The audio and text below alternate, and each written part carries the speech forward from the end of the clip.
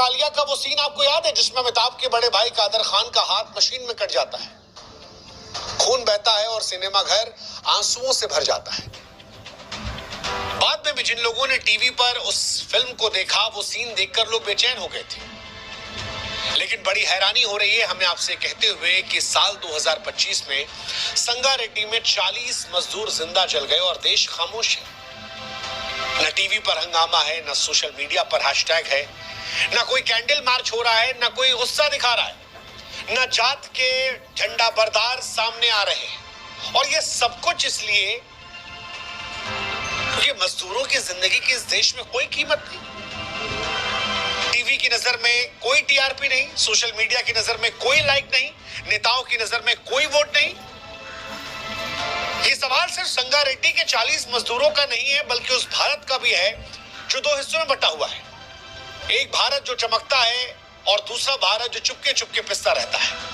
एक भारत मॉल्स में चहकता है, मेट्रो में दौड़ता है, स्टॉक मार्केट की उछाल पर तालियां बजाता है, इसरो के चांद पर कदम रखते ही छाती गर्व से चौड़ी हो जाती है, 4 ट्रिलियन इकोनॉमी का ढोल पीटता है, विकसित भारत का 2047 तक सपना देखता है।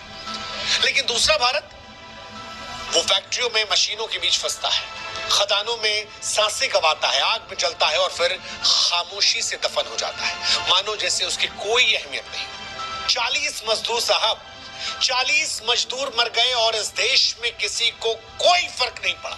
वो 40 मजदूर जो 40 परिवारों का घर पाल रहे थे, आज वो इस दुनिया में नहीं है और हम सब खामोश हैं। क्या यही हमारी देशभक्ति है जो चांद पर झंडा गाड़ने में उछल जाती है, लेकिन 40 मजदूरों की मौत पर खामोश रहती है?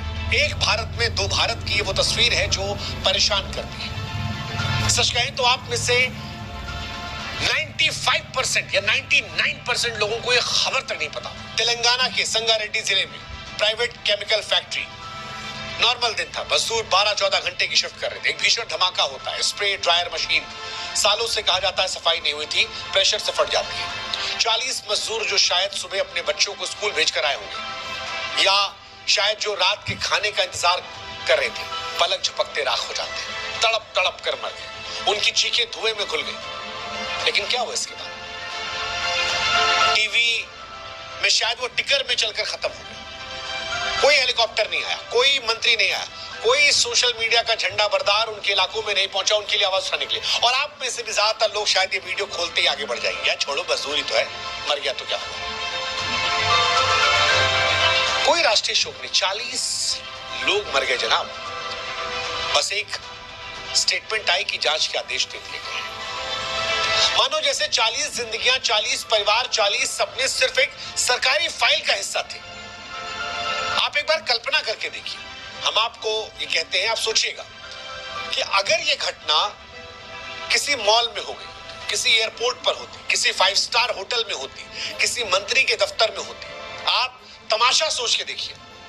अगले एक हफ्ते तक देश के तमाम टीवी चैनल्स 24/7 कवरेज करते, नेता हेलीकॉप्टर से दौड़ पड़ते, सोशल मीडिया पर जस्टिस ट्रेंड करने लगता। लेकिन मजदूरों के जलने पर चर्चा तक नहीं हो रही जनाब, कोई जिक्र तक नहीं कर रहा, या कहीं लोगों को पता तक नहीं है। उनकी जिंदगी की मानो कोई कीमत ही नहीं, उनका अस्तित्व ही नहीं है। शायद इसलिए क्योंकि वोट बैंक नहीं। अरे यही मजदूर हैं जो इमारतें बनाते हैं जिसमें हम रहते हैं, वो मशीनें चलाते हैं जिनसे हमारी अर्थव्यवस्था चमकती है, वो सपनों को हकीकत में ढालते हैं, लेकिन उनके सपनों कोई मोल नहीं है। और सवाल ये कि क्या ये वही विश्व गुरु भारत है जिसके सपने हम देख रहे हैं? संगारेड्डी में जो कुछ हुआ वो नया नहीं था। पिछले 10 सालों में भारत में 259 से ज्यादा बड़े औद्योगिक हादसे हुए हैं। केमिकल फैक्ट्रियों, कोयला खदानों, निर्माण स्थल पर हजारों मजदूर मरे, लाखों ने अपने हाथ पैर आंखें गंवा दी। सरकार के आंकड़े कहते हैं कि केवल 2018 से 2022 के बीच में फैक्ट्री के अंदर 5336 लोग मर गए। लेकिन आप जानते हैं कि सरकारी आंकड़े पूरी सच्चाई नहीं बताते, क्योंकि ये सिर्फ बड़ी रजिस्टर्ड फैक्ट्रियों के आंकड़े हैं। भारत में 90% मजदूर जो है वो छोटी अनौपचारिक फैक्ट्रियों में काम करते हैं, जहां ना अच्छी मजदूरी मिलती है, ना काम के हालात ठीक है और ना सुरक्षा का कोई इंतजाम होता है। और अगर आपको ये बातें हवाबाजी लग रही है तो आपको अंतर्राष्ट्रीय श्रम संगठन के वो स्टेटमेंट को याद रखना चाहिए जिसमें कहा गया था कि भारत में फैक्ट्री मजदूरों के लिए सबसे खराब हालात। यहाँ पर हर 1 लाख मजदूर में 117 की मौत हो जाती। भारत की केमिकल इंडस्ट्री को रेगुलेट करने के लिए 15 कानून है, 19 नियमावलियां हैं, ढेरों सेफ्टी गाइडलाइन है, लेकिन हकीकत ये सब कागज तक है। इंस्पेक्टर आते हैं, मालिक के साथ चाय नाश्ता करते हैं, रिश्वत की मोटी रकम जेब में डालते हैं और फिर साइन करके चले आते हैं, जिसमें कहा आता है जांच जारी है, समय गुजर जाने दीजिए। इस देश में लोगों की याददाश्त कमजोर है, उसका फायदा उठाता है, थोड़े बहुत मुआवजे दिए जाते हैं। फैक्ट्री मालिकों के लिए सच कहें तो मजदूरों की जान सिर्फ एक लागत है। एक मजदूर मरता है, दूसरा तैयार हो जाता है। सस्ता, सुविधाजनक, बेदर्द, ये सिलसिला सालों से चला आ रहा है, आज भी चल रहा है। हम और आप इसे इग्नोर करके और मजबूत करते हैं, और यही रीजन है कि 40 मजदूरों की मौत के बावजूद हमें आप पे कोई फर्क नहीं पड़ा, पता तक नहीं चला। 2017 में एक स्टडी हुई थी जिससे पता लगा था कि मजदूरों की जब मौत होती है तो पुलिस केवल 30% आंकड़े दर्ज करती है, अस्पताल केवल 70% दर्ज करते हैं, जबकि हर मौत की शिकायत FIR में होनी चाहिए, तभी जाकर सही जानकारी मिलेगी। FIR होगी, रिकॉर्ड होगा तो जिम्मेदारी तय करने में आसानी होगी, लेकिन हमारे यहाँ पर छिपा लिया जाता है। भारत की फैक्ट्रियों की अगर आप कहानी देखेंगे तो 70% से ज्यादा फैक्ट्रियों में मशीनें 20-30 साल पुरानी है, जंग लगी है, टूटी फूटी है, बिना मेंटेनेंस के है। मजदूर इन मशीनों पर बिना सेफ्टी गियर काम करते हैं, ना हेलमेट होता है, ना दस्ताने, ना मास्क। 12-14 घंटे की शिफ्ट होती है, पसीने में डूबा हुआ भूखा प्यासा मजदूर। हेल्थ इंश्योरेंस, मेडिकल किट, ये शायद तो शब्द उन मजदूरों को पता ही नहीं होंगे। मजदूर मालिकों के लिए सिर्फ एक नंबर है जिसको जरूरत पड़ने पर रिप्लेस किया जाता है। संगारेड्डी में जब लाशें गिनी गई तो मालिक ने 1 करोड़ के मुआवजे का ऐलान किया, लेकिन सवाल यह है कि क्या 1 करोड़ से कोई अपनी बेटी, अपने पिता की हंसी को वापस लाएगा? क्या एक माँ अपने बेटे की आवाज सुन पाएगी? क्या एक विधवा अपने टूटे सपने को जोड़ पाएगी? जवाब है कि मुआवजा नहीं, ये खून का सौदा है। मुआवजा इंसाफ के नाम पर मजाक है। मुआवजा इंसाफ का पर्याय नहीं है, चुप्पी की रिश्वत है। पैसा ले लो, मामला दबा दो, कुछ NGO को बुलाओ, 2-4 ट्वीट करवा दो, मीडिया को विज्ञापन का लालच दे दो, ब्रेकिंग न्यूज की जगह कुछ जानकारियां चला दो और सारी कहानी पलट गई। सिस्टम की खामी कहकर टाल दिया जाता है, लेकिन 40 परिवार, 40 जिंदगियां, 40 कहानियां, हमें लगा इन पर बात करनी चाहिए। आप में से कितने लोग सुनेंगे मुझे नहीं पता, लेकिन इस विषय पर हम बात करेंगे, क्योंकि हमारे लिए मजदूर की मौत उसकी चीख मसाला नहीं है। हम उसकी मौत में TRP नहीं ढूंढ रहे हैं। हमारी नजर में ये विकसित भारत का एक काला सच है। हमारा झंडा चांद पर लहरा रहा है, लेकिन फैक्ट्रियों में बड़े अफसोस से कहना पड़ रहा है कि फायर अलार्म नहीं है। हम 4 ट्रिलियन इकोनॉमी की बात कर रहे हैं, हमारे CEOs को Z+ सिक्योरिटी मिल रही है, लेकिन इसी देश में मजदूर के पास सेफ्टी किट तक नहीं है, हेलमेट तक नहीं है।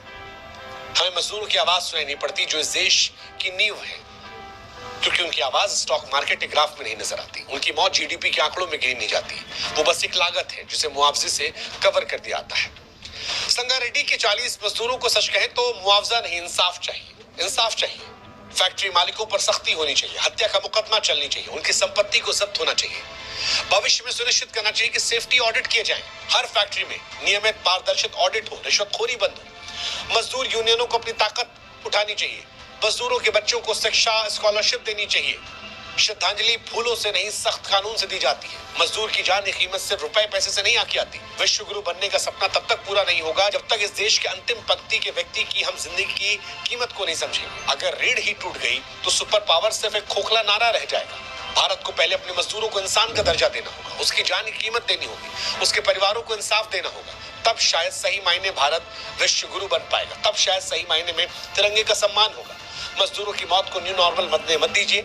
हमारा गुस्सा सिर्फ आतंकवादियों या फिर बाहरी दुश्मनों के लिए नहीं, सिस्टम की लापरवाही और बेशर्मी के खिलाफ भी होना चाहिए। अगर आज चुप रहे तो कल तुम्हारा अपना कोई, तुम्हारा भाई, बाप या दोस्त सिर्फ एक आंकड़ा बन जाएगा। बेहतर है इस विषय पर भी सवाल पूछिए, क्योंकि मजदूर की चीख भी हमारे लोगों की चीख है। उसकी लड़ाई भी हमारी लड़ाई होनी चाहिए। देशभक्ति का असली इम्तिहान सिर्फ सरहदों पर शहीद होने वालों की आवाज उठाने के लिए नहीं है, ये उन मजदूरों के लिए भी होना चाहिए जो कारखानों में, खदानों में, निर्माण स्थलों में अपनी जान गंवाते हैं। जब तक इस देश की नींव पर मजदूरों का खून बहेगा तब तक तिरंगे के मायने अधूरे हो जाएंगे। फूल चढ़ाने से कुछ नहीं होगा। बेहतर है कि इन विषयों पर आवाज उठाइए, सख्त कानून लाने के लिए जोर दीजिए, सिस्टम को बदलने की बात कीजिए, और सबसे महत्वपूर्ण बात, मजदूरों को इंसाफ दिलाने के लिए जिम्मेदार लोगों को सजा दी जाए। तब शायद भारत के सही मायनों में अच्छे दिन आएंगे। और क्या आपको इस बात का अफसोस नहीं है कि हमें आपको पता ही नहीं था कि 40 मजदूर मर गए? दुर्भाग्य है, और यही काला सच है मजदूरों की जिंदगी। उम्मीद करते हैं इसको बदलने में आप हमारा साथ देंगे।